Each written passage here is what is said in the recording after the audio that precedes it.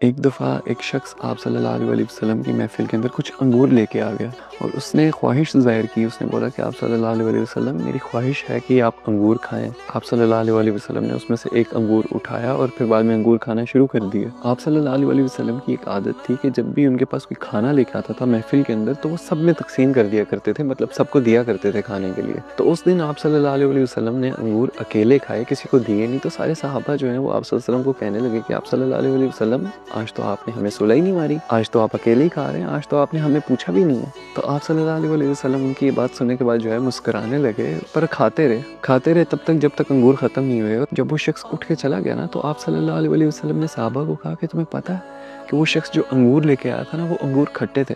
میں نے تم لوگوں کو اس لیے کھانے کے لیے نہیں دیے کہ اگر تم لوگ کھاتے اور تم لوگوں کے چہرے اتر جاتے تو کہیں تمہارے چہرے اترے دیکھ کر اس کا دل نہ ٹوٹ جاتا. تو بات یہ ہے کہ اگر ایک انسان کے دل کا معاملہ اتنا نازک ہے، اتنا قیمتی ہے، تو انسان کو احتیاط کرنی چاہیے. اور آپ صلی اللہ علیہ وسلم نے فرمایا کہ تم میں سے اچھا مسلم وہی ہے، اچھا مسلمان وہی ہے کہ جس کی زبان اور جس کے ہاتھ سے دوسرے مسلمان محفوظ رہیں. اور اس پر تو ہمارے بزرگ بھی فرماتے ہیں، کہتے ہیں کہ دنیا کے اندر کوئی چیز اتنی میٹھی نہیں ہے جتنا انسان کی زبان سے نکلا ہوا ایک میٹھا بول ہے.